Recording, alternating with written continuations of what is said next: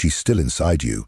Even if she lives oceans away, even if her body rests in the ground, even if you haven't spoken in decades, her presence remains.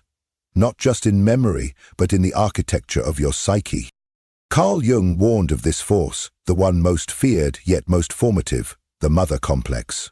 It is not simply about the woman herself, but about the inner image, the emotional imprint she left behind. An invisible force that shapes your choices, your voice, your relationships, and the very story you believe about yourself. This is what Jung called the shadow mother, not the nurturing face you showed the world, but the psychic residue of unmet needs, silent expectations, and ancestral pain. And here lies the painful truth: you will never fully heal until you face her, not the outer mother, but the one who still lives within you. For many, this territory is sacred and terrifying. Jung wrote, "Nothing has a stronger influence psychologically on their environment, and especially on their children, than the unlived life of the parent." When you carry your mother's pain, her shame, her silence, her sorrow, you become entangled in a life that is not your own. You begin to live as her echo, her protector, her extension, and your soul begins to dim. This is not a path of blame. It is a call to return to yourself, to reclaim the parts of you that were never nurtured, to honor the grief your inner child was never allowed to feel, to set down the weight you were never meant to carry. In this exploration, we are not pointing fingers, we are lighting candles in the darkest corners of your psyche, because true freedom does not come from resenting the mother, it comes from consciously facing the mother within. In this video, we will journey deep into the forbidden corners of your psyche, beyond heartbreak, beyond the ego, into the alchemical process of death and rebirth that begins the moment you finally decide to let her go. You will see why your healing has been stuck, how the mother wound has shaped your identity, and how Jung's profound teachings offer a path not just to survival, but to sovereignty. The truth is simple, though not easy. You are allowed to leave the role of the child. You are allowed to stop carrying the sorrow that is not yours. You are allowed to rewrite the myth, and it begins with one terrifying act of courage: facing the mother in your mind. Let's begin. The first, the role of the mother archetype in the collective unconscious. In Jungian psychology, the image of the mother is not limited to the woman who gave us life. She occupies a primordial seat in the architecture of the collective unconscious, a timeless, transpersonal image encoded into the very soul of humanity. To Jung, the mother is first and foremost an archetype, a universal psychic pattern, inherited rather than invented, emerging again and again in dreams, myths, and personal relationships. She is not just personal, she is eternal. The mother archetype carries a dual face: the life-giver and the life-devourer, the nurturer and the smotherer. This is what Jung called the paradox of the Great Mother. It is an image older than civilization, representing both safety and danger, creation and destruction, comfort and engulfment. This archetype is not bound to the historical identity of your biological mother. It lives beneath it. It shows up in religious icons, nature symbols, mythology, and even in the earth herself. The mother is both the one who feeds you and the one who threatens to consume you. For those carrying unresolved wounds from their mothers, this archetype becomes entangled with personal trauma. Jung warned that when we confuse the personal mother with the archetypal mother, we enter a psychic labyrinth, reenacting childhood pain through adult relationships, yearning for nurturing yet terrified of closeness, seeking approval while fearing rejection. The archetype, when split and unintegrated, produces psychological distortion. In dreams, the mother may appear as a gentle guardian or a monstrous figure that devours. In myth, she is both Demeter and Kali, Mary and Medea. Jung described this ambivalence as the bipolar nature of the mother archetype: good and evil, creator and destroyer, holy and profane. When the psyche clings to one side while repressing the other, we fragment. To idealize the mother is to deny her shadow. To demonize her is to reject her light. Either way, we fall into projection, casting our inner wounds onto partners, mentors, bosses, spiritual teachers, any figure carrying the symbolic weight of the mother. And this is why so many people remain stuck, because true healing of the mother wound cannot occur at the surface level. Jung insisted that we must move beyond personal grievances and into symbolic vision. When we view our mother only through the narrow lens of our childhood, her neglect, her rage, her control, we remain trapped in the ego's story. But when we see her as a vessel for ancient forces, when we recognize that our pain is not just personal but archetypal, we open the door to deep transformation.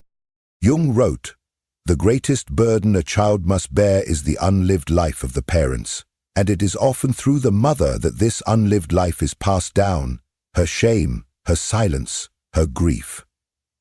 The mother complex takes root when the mother's emotional reality becomes internalized by the child, not as a memory but as a mirror. A child who is emotionally neglected may internalize the belief, "I am unworthy of love." A child who is smothered may internalize, "I am not allowed to be separate, to be free." These voices do not vanish with age. They become the inner monologue of the adult, dictating how you see your worth, your body, your voice, your capacity to love, to belong, to thrive.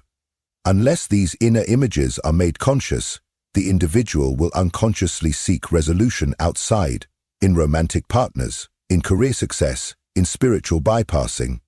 But the root remains untouched. The wound continues to whisper, "You are still not enough." Jung taught that the mother wound is not just a personal tragedy, it is a collective inheritance. It is a psychic pattern passed through generations, encoded like emotional DNA. Mothers unknowingly transmit their own pain, their own repression, their own disconnection from the feminine principle. And the children, unless awakened, carry it forward, until one day someone, perhaps you, has the courage to face the mother image within and say, "This story ends with me." To Jung, healing was not about changing the mother. It was about transforming your relationship to the inner mother. That complex web of associations, emotions, memories, and projections living deep within the psyche. And this work is not small, it is sacred. Because until you confront this inner image, the real transformation cannot begin. The mother is also earth. She is nature. She is the unconscious itself. When we are disconnected from the mother within, we are also disconnected from nature, from our bodies, from intuition, from the mystery of the unknown. We fear the dark. We fear feeling. We over-identify with the rational, the masculine, the controlled. And in doing so, we lose the richness of the soul. The cost of remaining blind to the archetypal mother is profound. Chronic anxiety, unresolved grief, relational dysfunction, creative blocks, spiritual emptiness, a constant sense of not belonging to yourself.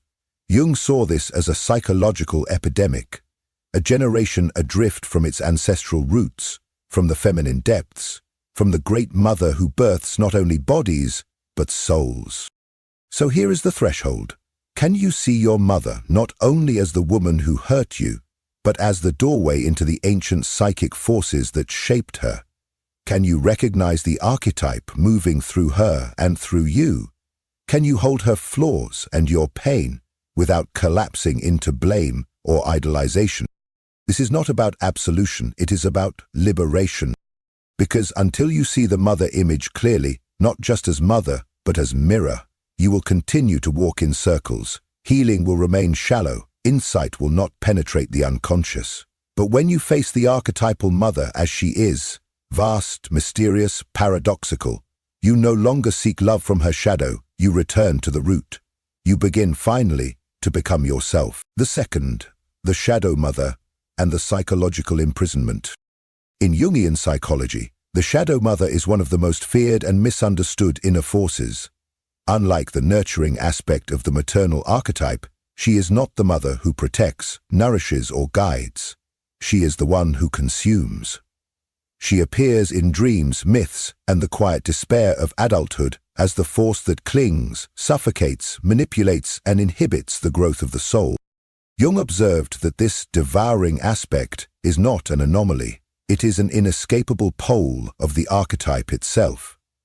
The Great Mother births and devours. She creates and she withholds. And when this aspect is not faced consciously, it becomes a psychic prison from which the ego cannot escape. The Shadow Mother shows up in mythology as Demeter refusing to release Persephone, as dragons guarding sacred treasure, as goddesses who swallow their offspring. Psychologically, she emerges when maternal energy overreaches its natural bounds, when love becomes control, when protection becomes possessiveness, when care disguises dependency. In these moments, the child feels not held but consumed. And yet, because the energy is wrapped in maternal language, "I just want what's best for you," the child cannot name the betrayal. The soul collapses inward, silently absorbing the belief, "My freedom is abandonment, my autonomy is betrayal." As Jung wrote, this force rarely enters consciousness in obvious ways. Its grip is subtle, hidden beneath layers of conditioning and inherited guilt. In adult life, it may appear as crippling self-doubt, a persistent inner critic that echoes the mother's voice. It may show up as the inability to feel safe when independent, the reflexive fear of disappointing others, or the unconscious attraction to romantic partners who control, diminish, or suffocate, mirroring the emotional terrain of the mother wound. It is the guilt that arises the moment you try to set a boundary, speak your truth, or walk away from dysfunction. The Shadow Mother whispers, "You are ungrateful, you are bad, you are selfish." This is psychological infantilization, a state Jung warned against, where the ego remains small and dependent, physically adult, but emotionally tethered to the mother's expectations. You may move cities, change your name, live across oceans, and still hear her voice in your head. Before you speak, before you act, before you dare to live. This is not about physical distance. It is about energetic entanglement. The ego remains a child, orbiting the mother's gravity, terrified to step out of line. Jung once said that the psyche prefers the known hell to the unknown heaven, and the Shadow Mother is that hell, familiar, predictable, falsely comforting. People stay in toxic dynamics not because they enjoy suffering, but because suffering preserves the psychic bond. Pain becomes loyalty. Self-betrayal becomes love. And until this pattern is made conscious, individuals will continue recreating the same conditions, believing they are choosing freely, when in fact they are acting out the myth of the devouring mother. And what is the mother's most powerful tool? Guilt. Not the healthy guilt that corrects moral failure, but a primordial guilt, an inherited, irrational fear that to separate is to die. Jung described this as the psychic leash, forged not from logic, but from archetypal fear. I am bad if I walk away. I am betraying her if I become myself. This guilt is ancient. It speaks to the terror of exile, the primal fear of losing the container of life itself. And, under its weight, many remain frozen, sabotaging joy, suppressing truth, collapsing before every act of self-assertion. But paradoxically, Jung taught that the Shadow Mother is not just the jailer. She is also the gatekeeper of the soul. She is the dragon that guards the gold, the monster you must face to retrieve your own name. The pain she causes is not meaningless. It is an initiation. In myth, the hero must confront her not to destroy her, but to reclaim what she holds hostage, the right to exist, to feel, to create, to choose. Integration, not annihilation, is the task. To do this, Jung encouraged active imagination, a conscious inner dialogue with the devouring mother within. You visualize her, you speak to her, you express the rage, the sorrow, the betrayal. You let the abandoned child speak, you let her speak. You come face to face, not with evil, but with a wounded archetypal force, distorted by generations of fear, shame, and unlived longing. And when this process is done sincerely, something shifts. The mother loses her grip. The inner child begins to stand. The psyche begins to remember that it belongs to itself. This confrontation is a psychological death and rebirth, the death of the dependent child, the birth of the sovereign adult. Jung warned that this phase is often accompanied by a collapse, depression, emptiness, grief. But this crumbling is sacred. It is the dismantling of inherited illusion. The ego feels naked, but for the first time, it is real, and it is from this darkness that light can return, not borrowed light, but the soul's own fire. So let us be clear, the shadow mother is not your enemy. She is your threshold. She is the terrible teacher, the fierce face of the feminine that demands you awaken. And when you dare to confront her, not to blame her, but to reclaim yourself, you open the door to freedom. You begin to live not as a child trying to please, but as an adult who chooses. You rise, not in defiance of the mother, but in honor of what she could never complete. This is not just personal healing. This is ancestral liberation, a breaking of the psychic chain, a return to the soul. And for those who walk this path, the reward is not ease, but wholeness. The rarest and most powerful gift of all. The third, the internal mother, the silent dictator within. Within the vast architecture of the unconscious, one psychic force reigns with eerie quietness and commanding power. The internal mother. She does not shout, but she governs. She does not strike, yet she shapes. Jung described this inner figure as the internalized mother imago, a psychic echo of the maternal presence embedded so deeply in the unconscious that it often evades the light of awareness for a lifetime. Even when the biological mother is long gone, through death, distance, or estrangement, the inner mother lives on. And not as memory alone, but as a living, autonomous complex, silently scripting how we think, feel, choose, and relate. She becomes the invisible monarch of the inner kingdom, whispering into the soul of the adult what the child once absorbed without question. From our very first breath, the mother, or the one who stood in her place, became the mirror through which we glimpsed our first sense of self. Through her gaze, her tone, her embrace or her withdrawal, we learned whether we were welcome in the world or merely tolerated. Jung believed these early impressions are not merely stored in the brain, they are mythologized in the soul, crystallized into what he called the mother complex. This psychic constellation becomes the mother imago, a symbolic image that carries emotional charge, meaning, and mythic weight.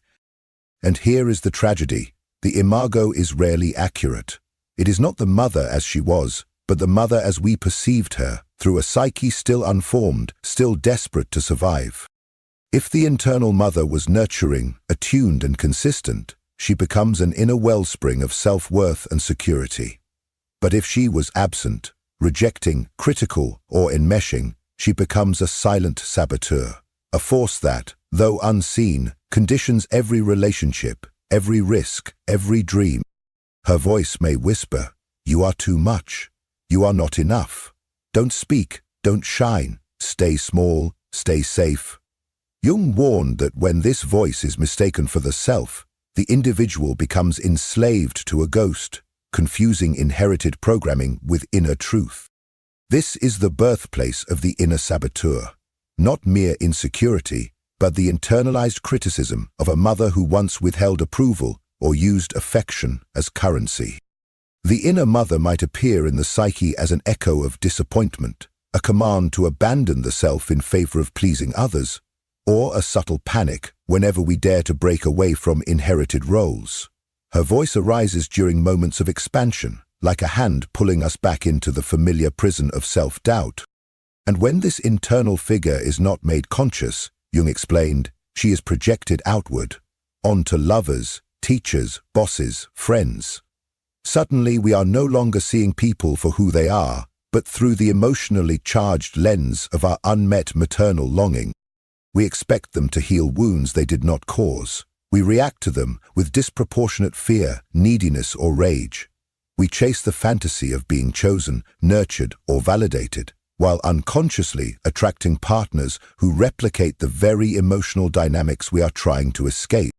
The negative mother unintegrated becomes a filter on reality, and the result is confusion, disillusionment, and emotional repetition. In its most destructive form, the internal mother becomes a psychic vampire, not metaphorically, but energetically. She drains our vitality, she suppresses our instincts, she clouds our creative fire. This manifests as chronic exhaustion, emotional flatness, a fear of choosing boldly, or an inability to make decisions without guilt. The individual feels frozen, alive, yet estranged from life. Jung saw this as a possession, a kind of inner colonization, where the soul is no longer sovereign, but governed by a frozen image from the past. And yet, paradoxically, we remain loyal to her, even if she wounded us, even if she was cold or cruel. The psyche clings to the image, hoping that if we just stay small enough, obedient enough, wounded enough, we might finally win her love. But Jung called this a tragic illusion. The internal mother is not evolving. She is not real. She is a fixed, psychic imprint. No matter how much we contort ourselves to earn her affection, we will only sink deeper into self-abandonment. To heal, Jung insisted, we must initiate a conscious separation. Not from our physical mother, but from the inner image that holds our soul hostage. This means naming the mother complex for what it is. It means facing the inner figure directly, through active imagination, inner dialogue, dreams, and symbolic ritual. It requires us to allow the exiled feelings to rise: rage, grief, betrayal, longing. It invites us to reclaim the voice we buried, the boundaries we feared to draw, the power we once surrendered to survive. This separation is not rebellion, it is individuation, the sacred right to exist as a self, not a shadow. And it is not enough to disarm the shadow. Jung believed we must also reclaim the light, the positive face of the mother archetype, the inner nurturer, the protector, the creative force. This does not come from fantasy or denial. It comes from building a new internal relationship, one rooted not in scarcity, but in sovereignty. Through kind self-talk, inner rituals of care, connection to mythic feminine symbols, and practices of creativity and embodiment, we slowly begin to mother ourselves, and in doing so, we reclaim the parts of our psyche once exiled in the name of survival. Jung wrote, "We do not become enlightened by imagining figures of light, but by making the darkness conscious." In the realm of the mother complex, that darkness lives in the internal mother, the silent dictator, the inherited voice, the ancestral wound. And until we face her, not with hatred, but with clarity, we remain bound. But once we do, we step into something sacred. We begin to live, not as children seeking permission, but as adults who carry within them both the fire and the gentleness of the healed feminine. We no longer wait to be chosen. We choose. We no longer beg to be loved. We love ourselves into wholeness, and in that act, the spell of the inner mother begins to break, and a deeper self begins to rise. The fourth, separation and the necessity of the independent ego. Carl Jung taught that one of the most sacred and agonizing thresholds in psychological life is the symbolic separation from the mother complex. This is not a rejection of the mother herself, but a confrontation with the archetypal gravitational field that pulls the ego back into fusion, dependence, and unconscious loyalty. Without this separation, Jung warned, there can be no individuation, no true I, no fully awakened life. The process is less a social event than it is a profound psychic rite, a death and rebirth hidden beneath ordinary adult struggles with boundaries, identity, and purpose. To remain enmeshed with the mother imago, whether through guilt, fantasy, or unconscious fear, is to live behind a veil, acting not from self-possession, but from inherited roles. The obedient child, the silent pleaser, the internal orphan waiting to be seen. Jung likened this inner severance to a second birth. The first freed the body, the second frees the soul. It is through this painful unbinding that the adult self begins to rise, not in rebellion, but in reverence for what must evolve. Yet, many resist this rite. The separation, while essential, is met with terror. Jung identified the forces that bind us: the fear of annihilation, the child's primal terror that to separate is to die, the guilt of betrayal, a psychic belief that individuation is an act of ingratitude toward the one who gave us life, the comfort of familiarity, where even suffocation feels safer than freedom, and the cultural scaffolding that elevates familial loyalty above inner authenticity. These are not mere neuroses, Jung emphasized. They are ancient archetypal currents in the collective unconscious, forces that every human must face if they are to become whole. When separation is avoided, the consequences are profound. The child archetype hijacks the adult ego. Beneath the surface of polished lives and high-functioning roles lies an inner child, unseen and unhealed, still pleading for permission to be real. These individuals live in adult bodies, but cannot claim their inner authority. They hesitate before action, defer decisions, suppress desires, and fear failure not for what it is, but for what it might say to the lingering mother in the mind. In Jung's eyes, this was not immaturity, it was psychic captivity. True separation is the hero's journey. It is the descent into the unconscious forest, the confrontation with the dragon of the mother's shadow, the protector who becomes jailer, the giver who becomes devourer. The path is littered with grief, confusion, rage, and the aching silence of ancestral memory. But to refuse this call is to live a life dictated not by soul, but by avoidance. The one who delays this journey risks existential despair, unknowingly repeating the unresolved drama of the mother complex in every partner, every job, every unmet longing. The ego must die for the self to rise. Jung described this moment as a psychological crucifixion, the death of the compliant child, the one who once believed that love could only be earned through suppression. In its place, the sovereign adult is born, not polished, not perfect, but grounded, breathing, willing to meet life as it is. This birth, like all births, is messy, demands mourning. For the childhood never lived, the illusions now shattered, and the longing that must now be faced rather than fed. Yet after death comes emptiness, a silence so wide it terrifies. The void, Jung wrote, is sacred space. It is the vacuum left behind when the mother's voice no longer fills the psyche, and it is dangerous only when we do not fill it ourselves.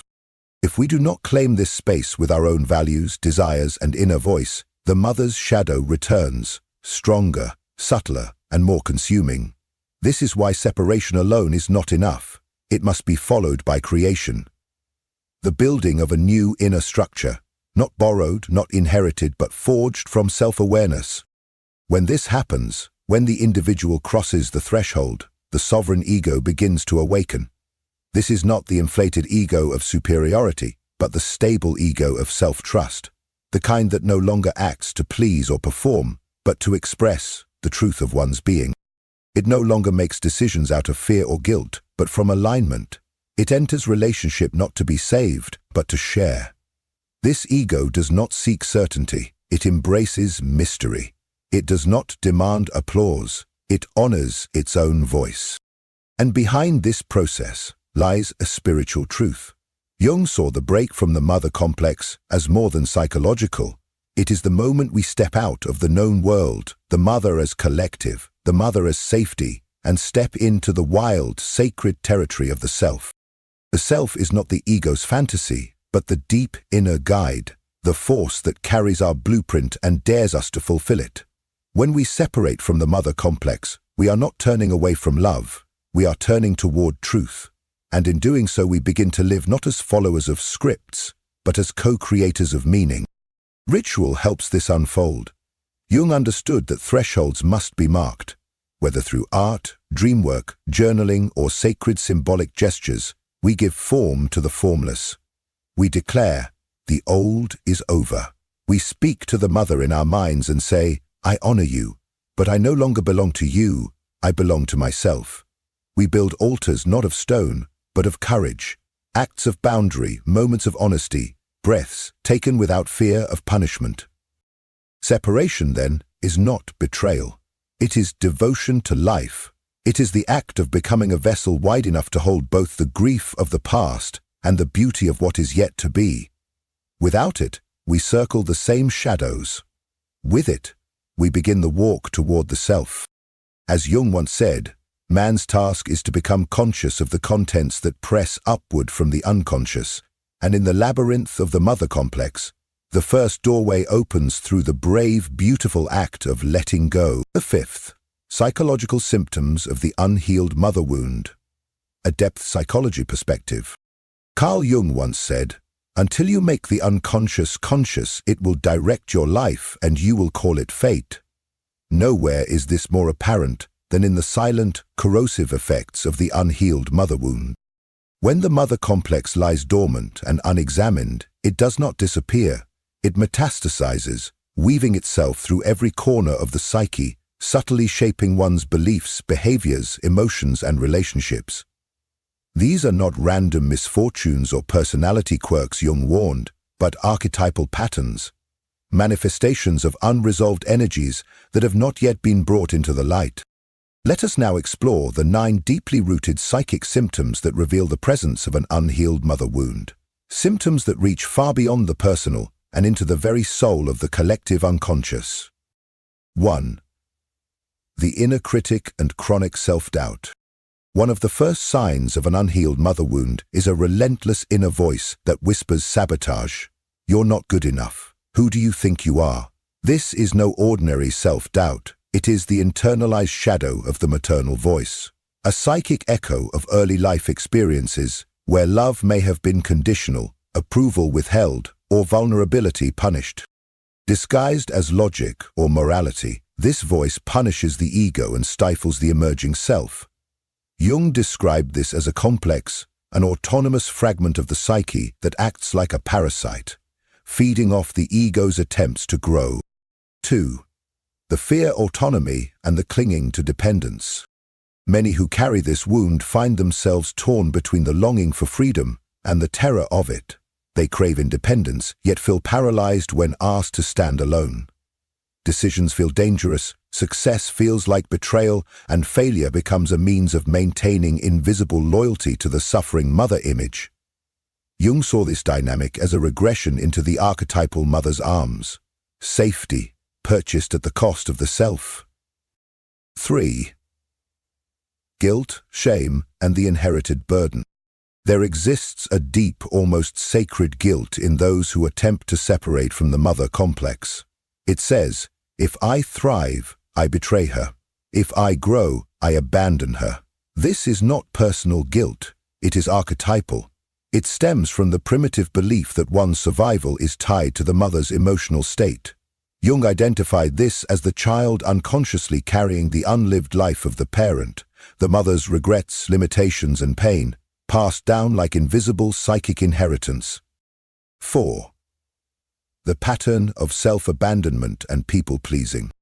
Those wounded by the mother's disapproval or conditional love often become experts in self-abandonment. The ego, still trained to appease, betrays its own needs in order to remain good, lovable, or accepted. Boundaries feel like threats. Saying no induces shame.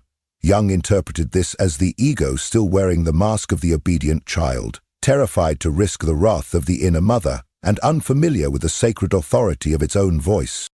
5. Attracting relationships that reenact the wound. Perhaps most painfully, individuals often find themselves magnetized to those who resemble the emotional terrain of their mother wound, emotionally distant, critical, controlling, or smothering partners. This repetition is not foolishness. It is the psyche's symbolic attempt at repair. Jung noted that the unconscious recreates unresolved trauma externally, not to punish, but to heal. But unless we become aware of the projection, we mistake repetition for fate and call suffering love. 6. The core wound of not enoughness. I am not enough becomes the soul's background hum, a silent decree inherited from a mother's neglect, absence, or unreachable standards. This belief manifests as perfectionism, overachievement, shame, and the inability to feel joy without apology. Jung recognized this as the cry of the inner child, still waiting to be seen, still waiting to be touched by the warmth that never came. 7. The suppression of creativity and the fear of expression. The mother archetype is not only a nurturer, but also a creator. When that archetype is wounded, creativity becomes dangerous. Expression feels unsafe. The individual becomes paralyzed, afraid that their gifts will be judged, their voice silenced, their light rejected. Jung taught that when the devouring mother archetype dominates the psyche, the individual unconsciously fears that to shine is to provoke abandonment or worse, retaliation. 8. Somatic symptoms and the body's cry for healing. What the mind represses, the body expresses. Jung observed that unresolved complexes often manifest as physical symptoms: fatigue, anxiety, autoimmune disorders, and eating issues that reflect the split between being nurtured and consumed. These are not random ailments. They are the body's symbolic language, asking for reconciliation between the wounded ego and the forgotten inner child. 9. Spiritual alienation and existential emptiness. At the center of the unhealed mother wound lies a void, a hollowness where connection to the feminine principle, the Great Mother, has been severed. The individual may feel spiritually orphaned, forever searching for something they cannot name. They chase approval, success, or ecstasy, but nothing satisfies. Jung saw this as the soul's hunger for reconnection with the archetypal mother, the lost source of life, wisdom, and inner belonging. Final reflection for Part 5. The symptoms of the mother wound are not signs of personal weakness. They are messages. They are cries from the soul that something essential has been lost, ignored, or buried. Jung did not teach us to blame our mothers. He taught us to retrieve our projections, to face what we have exiled, and to reclaim ourselves. Healing does not mean erasing the past. It means learning how to hold it without being held hostage by it. Until you make the unconscious conscious, it will direct your life and you will call it fate. In the realm of the mother wound, this is not a metaphor, it is a map. And the path begins not with blame, but with awareness. Not with rebellion, but with reclamation. The child who was never seen must now become the adult who chooses to see themselves. That is where healing begins. That is where freedom is born. The 6th. Embracing the shadow mother, a ritual of inner transformation. Within the sacred structure of Jungian depth psychology, the confrontation with the shadow mother is not merely therapeutic, it is soul-deep initiation. Jung did not consider this encounter optional for those who seek wholeness. He considered it vital.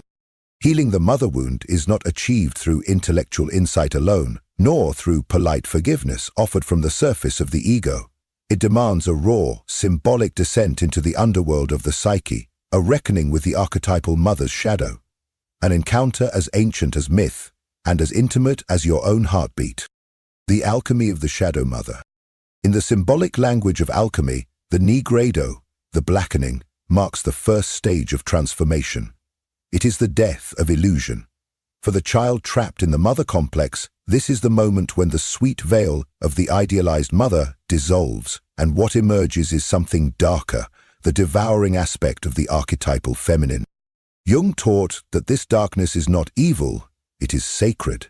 It contains the lost fire of the self.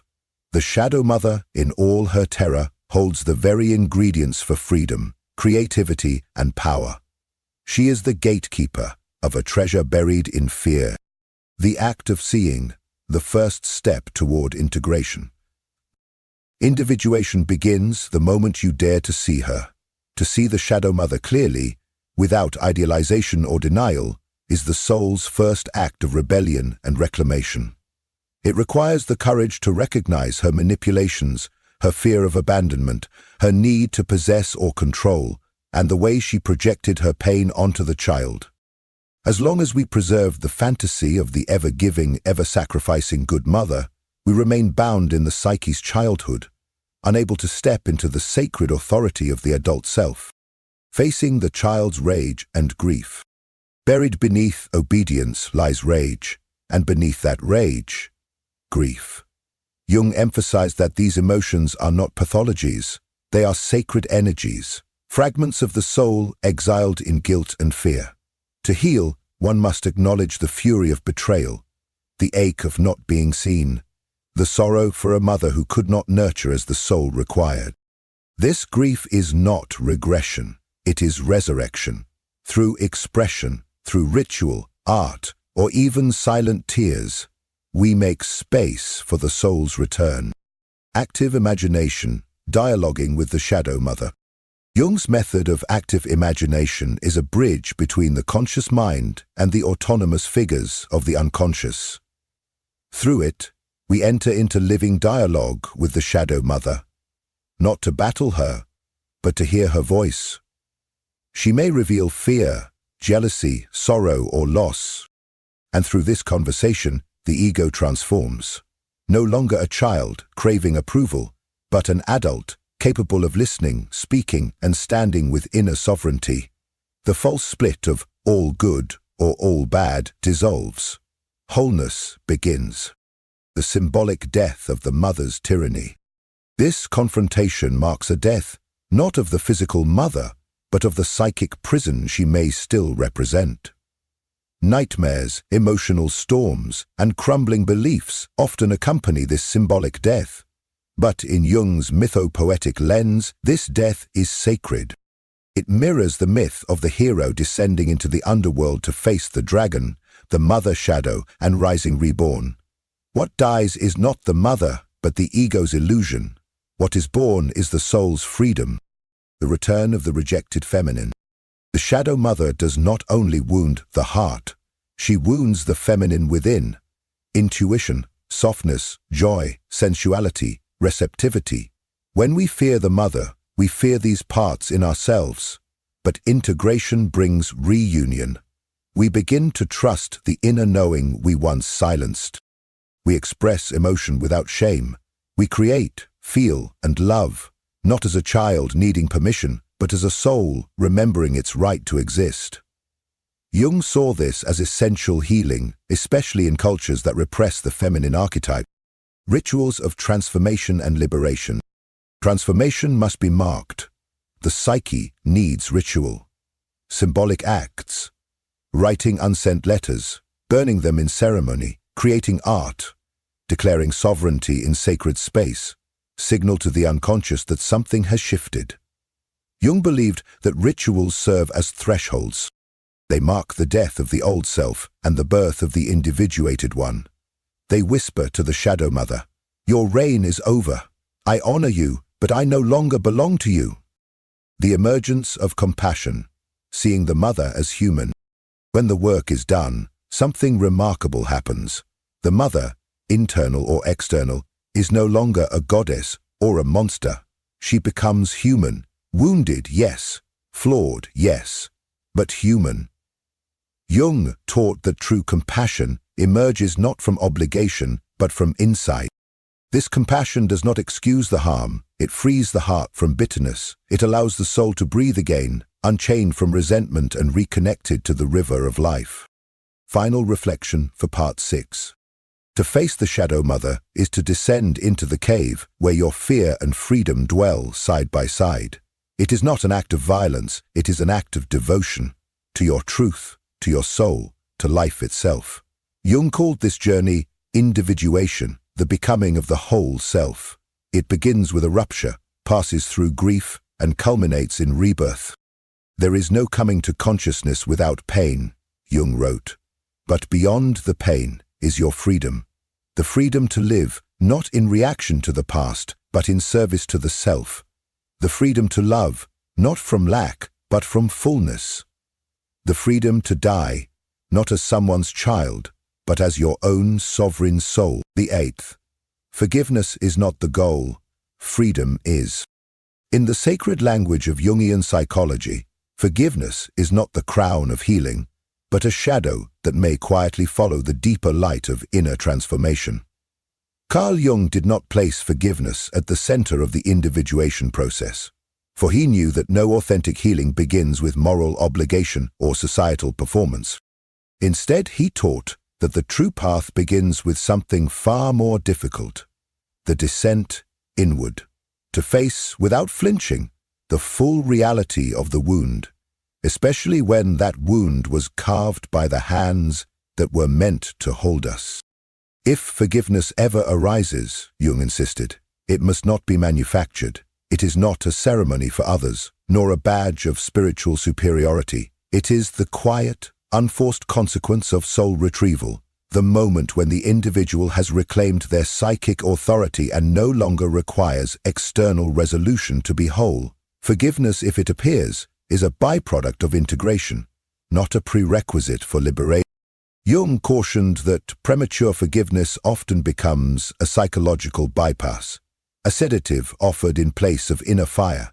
We are taught, especially in spiritual and religious systems, that forgiveness equates to virtue. But when forgiveness is offered too quickly, when it emerges from guilt, religious duty, or the fear of being seen as unhealed, it becomes yet another mask worn over unacknowledged rage, sorrow, and betrayal. In this form, forgiveness serves the mother complex. It is not liberation, it is suppression. Before true healing can take root, something more raw must be honored. The voice that was silenced, the anger that was shamed, the grief that was denied, the child within who waited and was never seen. Jung believed that to feel these truths is not regression, it is revolution. The individual must grieve the mother they never had, rage against the control that suffocated their becoming, and mourn the years sacrificed in loyalty to an illusion. This is not an attack on the mother, it is the emancipation of the soul. Healing begins when the mother is no longer frozen in myth, neither angel nor monster, but seen clearly as she was and is, a fallible, wounded human being. This act of humanization collapses the projections that once inflated her power and dismantles the psychic structures that kept the self imprisoned. In this space of clarity, after the storm, after the rupture, the possibility of forgiveness may emerge. But even then, it must come, not from obligation, but from the rootedness of a sovereign heart. Still, even in its absence, freedom is possible, and this is the crucial insight. Jung insisted that forgiveness is not required for liberation. What is required is integration.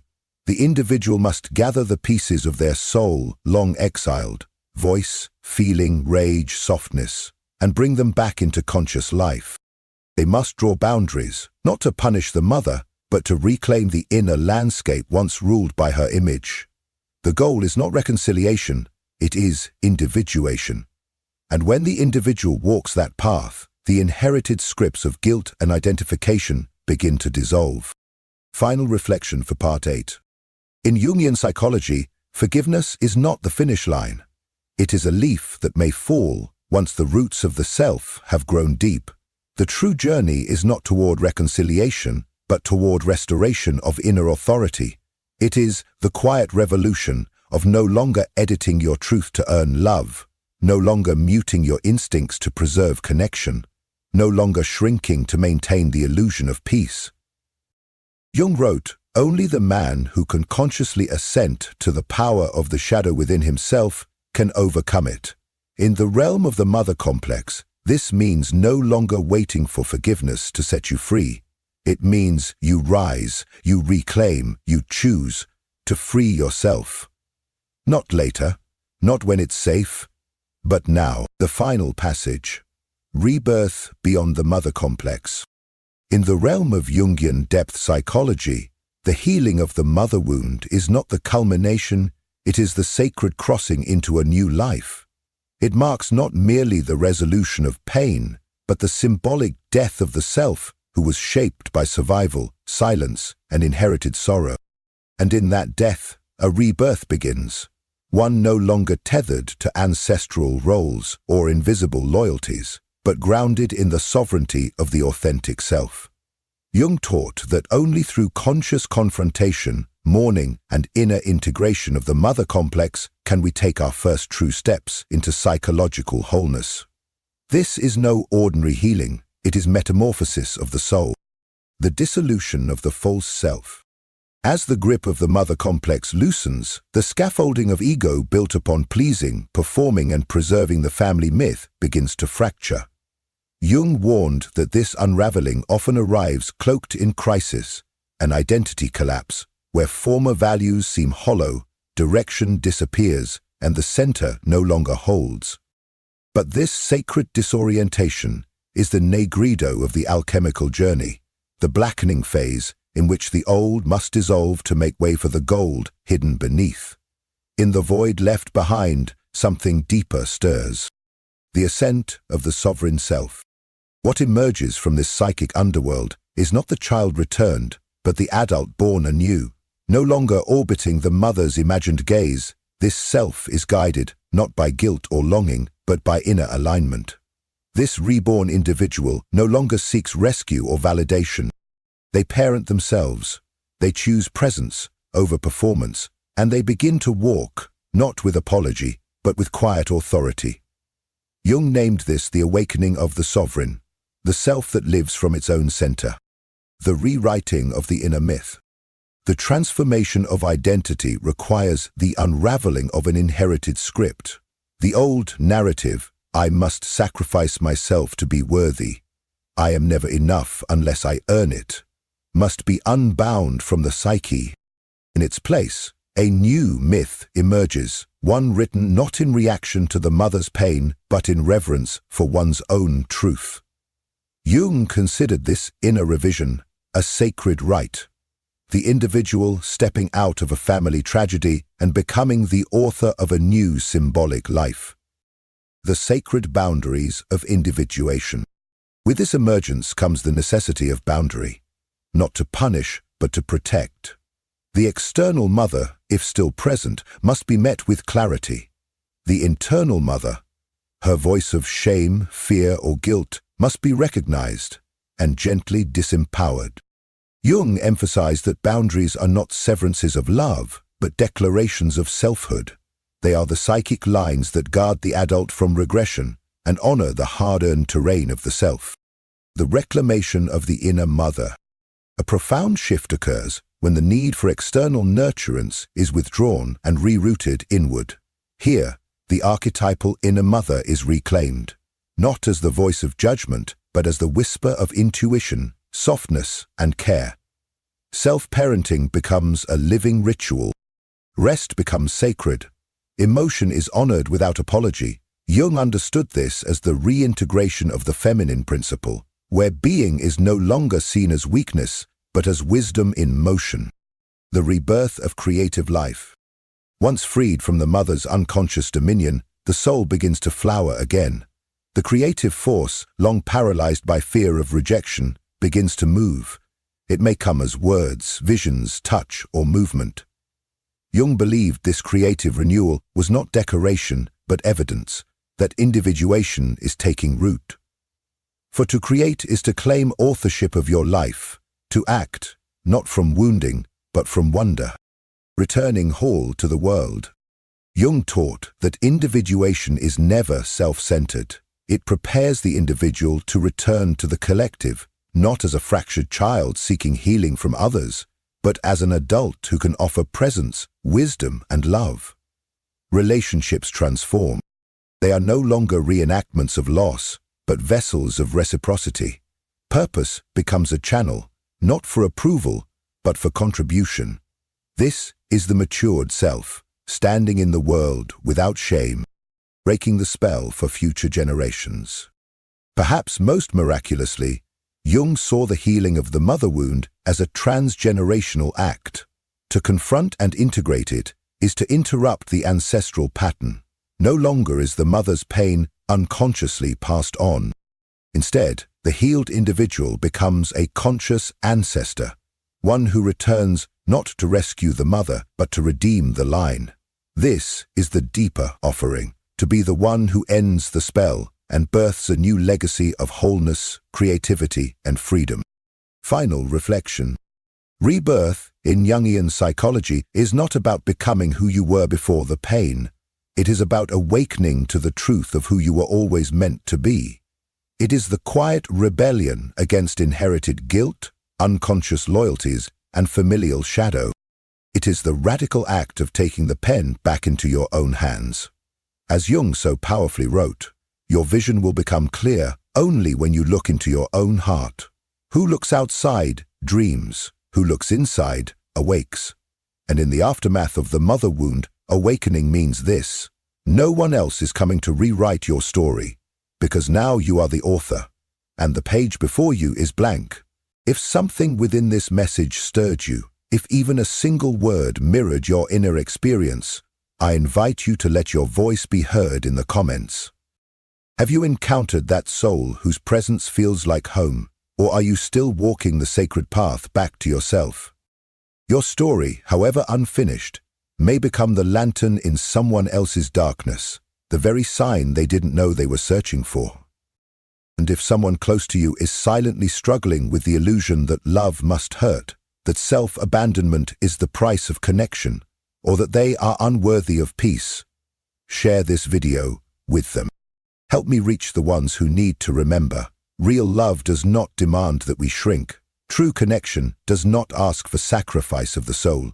And the most vital union we will ever form is the one with our own inner truth. Before you go, I invite you to subscribe and activate the notification bell. Here, in this space, we journey beneath the surface of things, exploring the hidden architecture of the psyche, the whispers of the unconscious, and how every relationship is but a mirror reflecting our personal evolution. If there's a theme, a question, or a wound you would like us to explore in future videos, leave it below. This space breathes because of you. Your voice is not only welcome here, it is essential. Thank you for showing up, not just to this video but to your inner work, to the sacred labor of remembering who you truly are. And always remember this: when the right person appears, your soul will know, not through fear, but through peace. But until that moment, let your most intimate relationship be the one you cultivate within.